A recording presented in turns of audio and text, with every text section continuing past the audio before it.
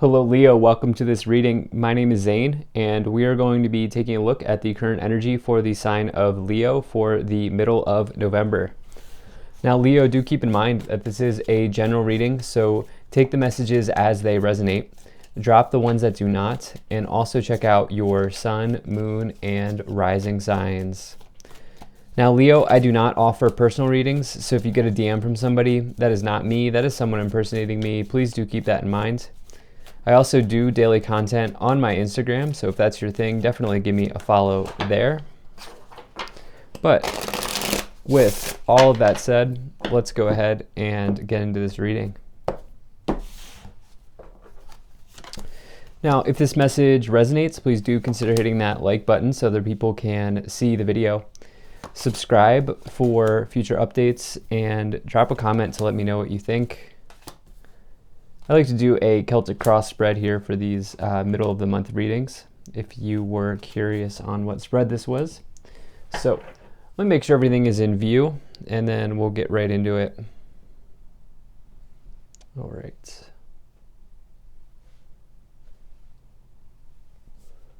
All right, here. And I like to take 3 cards to clarify as we go along. I think that looks good enough to me for right now. So energy on the bottom, you have the Death card. So here's the deal. This is a feared card in the tarot. It's probably the most misunderstood or misinterpreted card in all of the tarot. And the reason being is the Death card simply speaks of change. It does not imply negative change. It says that you are embodying Scorpio energy. This is the card of Scorpio.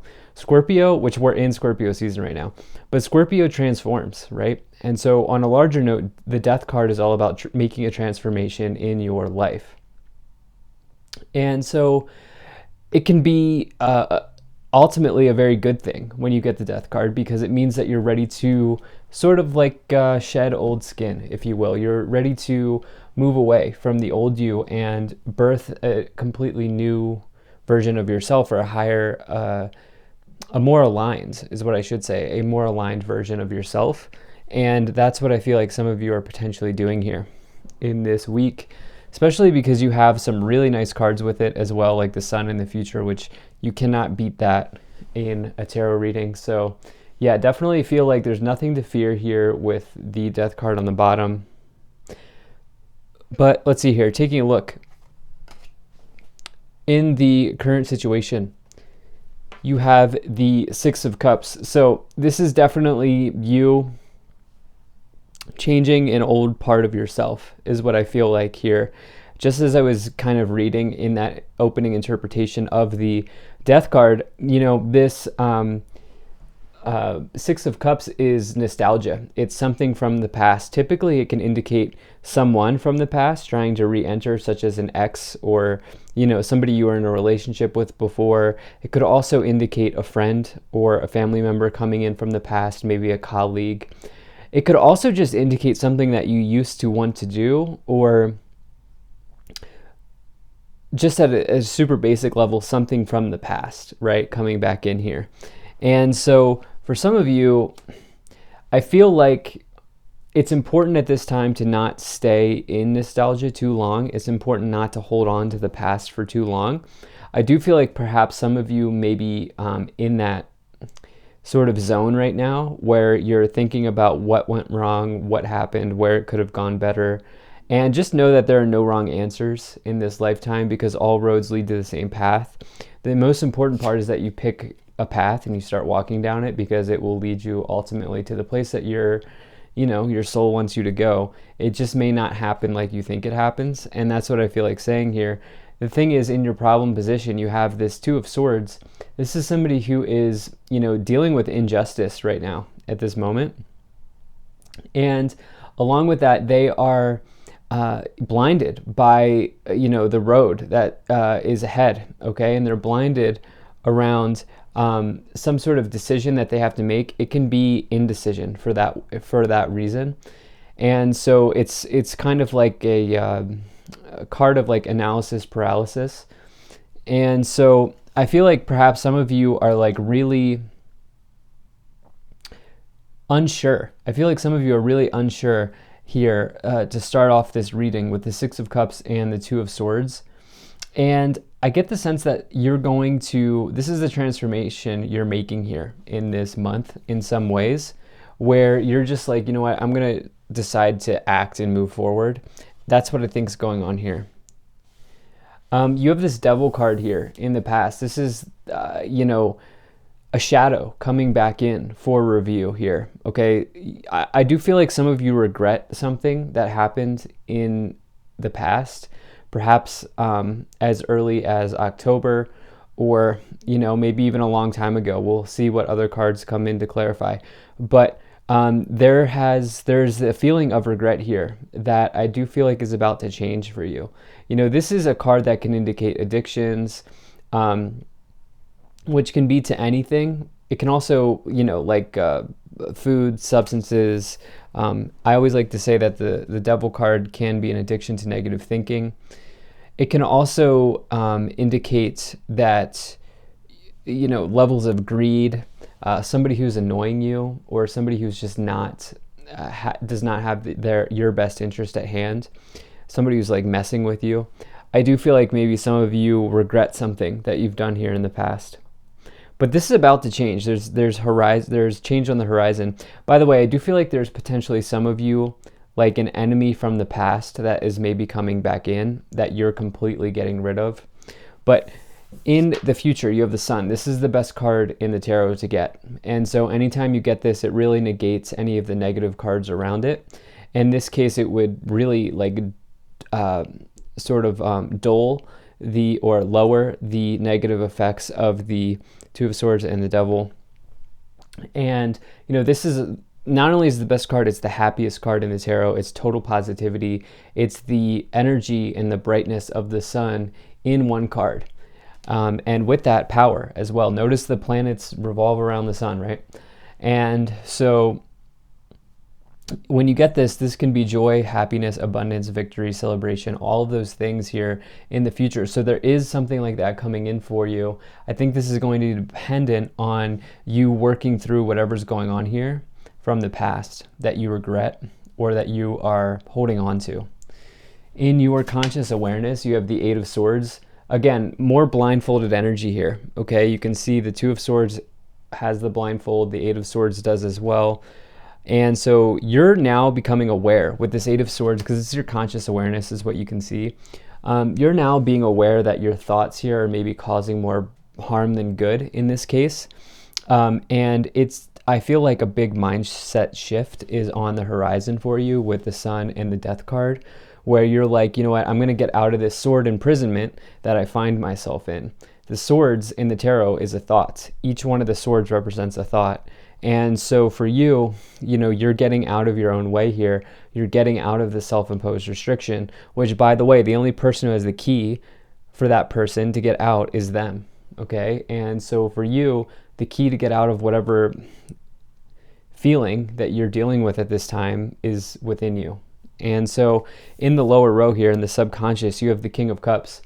This is somebody who is...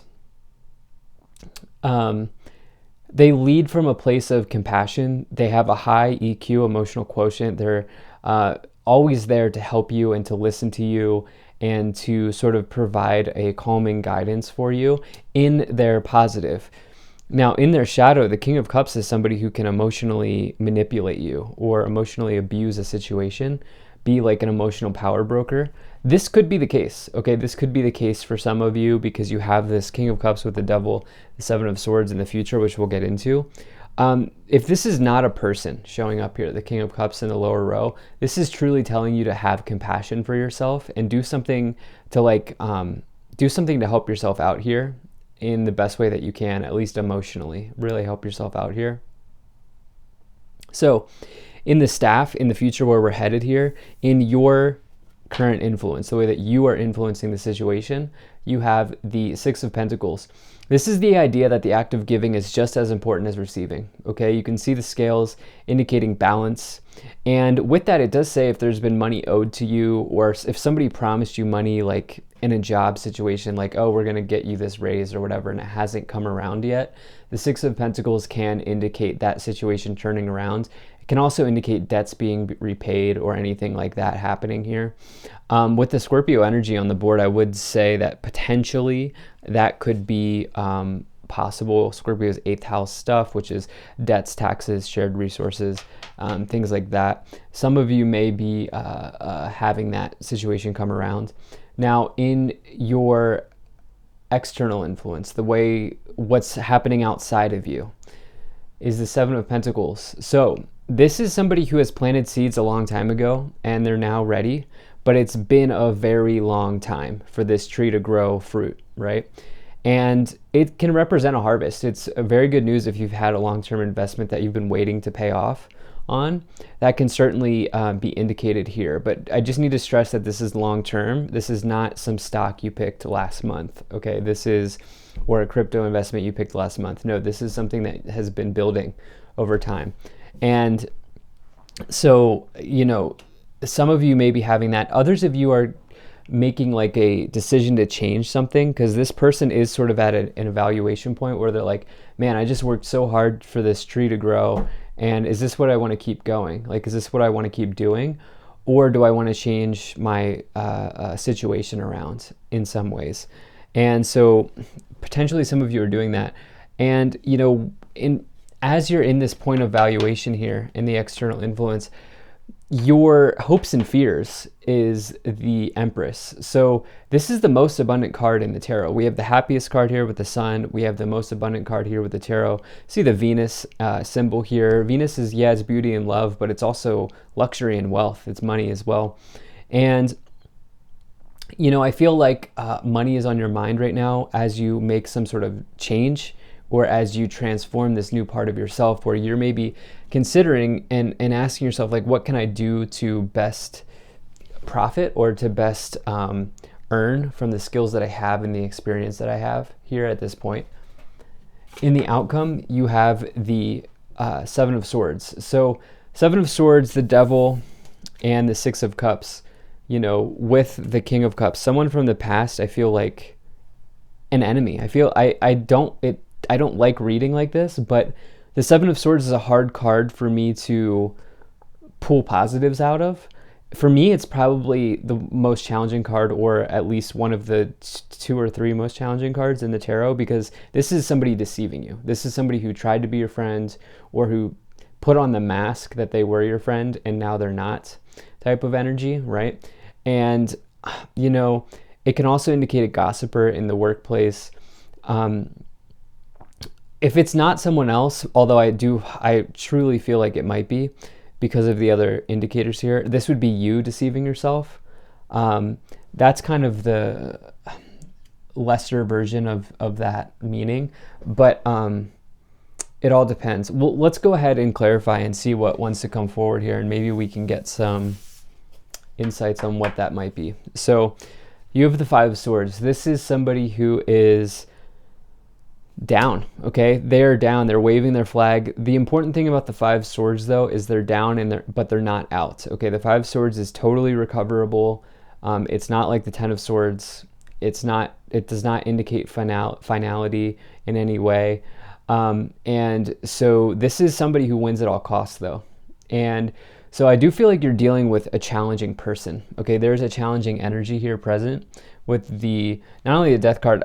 Obviously we talked about how it's a positive card of transformation, but with the Six of Cups, the King of Cups, and the Seven of Swords, maybe even somebody gaslighting you or blinding you by throwing daggers at you in some way, emotional daggers. You know, I do feel like maybe you're just dealing with a challenge. You have this King of Swords here. So it's interesting because we now have 2 kings. And, you know, this is somebody who I don't think is the problem. I don't think the King of Swords is the problem, because this is somebody who will give you a fair shot. Okay, this is somebody who will not take an emotional interest in you. They will help you get from point A to point B, and they'll do it in a sort of egalitarian way, and just look at the situation, you know, for what it is, and, you know, make a really sort of logical, honest decision. And, you know, the King of Cups can get involved emotionally. Now, the one thing about the King of Swords is they can be harsh. They can be harsh with their words if you cross a King of Swords. But you also have this Queen of Pentacles here, so another person entering. At the end of the day, the Queen of Pentacles makes hardworking, practical decisions, especially with money here. I do feel like for some of you, this is relating to job, career, finance for many of you. Okay, let's see what we have here.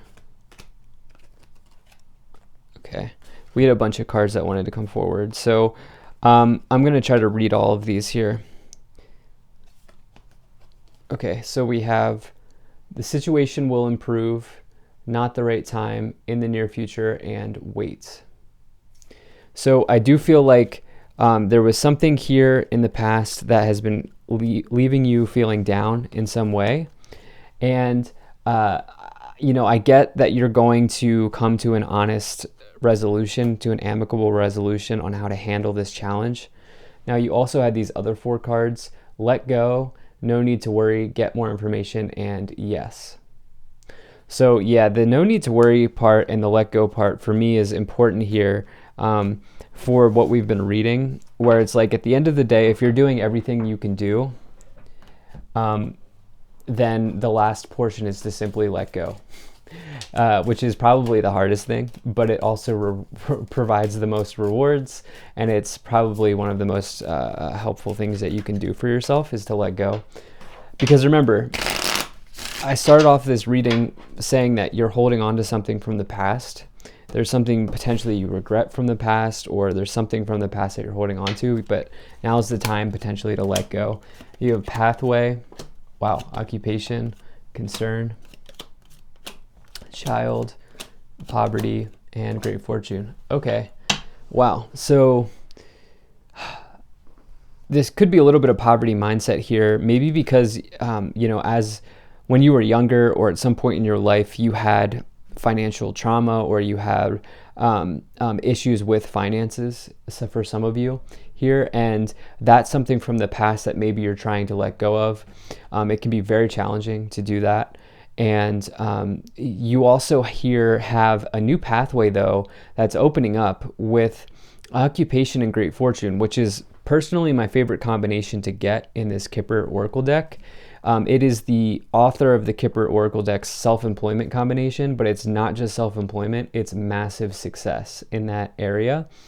So I'm not telling you to quit everything and start a business, but if you've been thinking about going self-employed, or you already have something that's brewing like on the side, it looks very good for that. Pathway, though, if that's not resonating, is your true north. It's your destiny. And for some of you, that could be leaving and moving to a new job or a new organization. This could bring great rewards for you. So let go. No need to worry. Thank you for being here.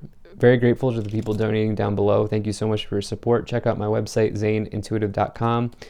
And you have a great day.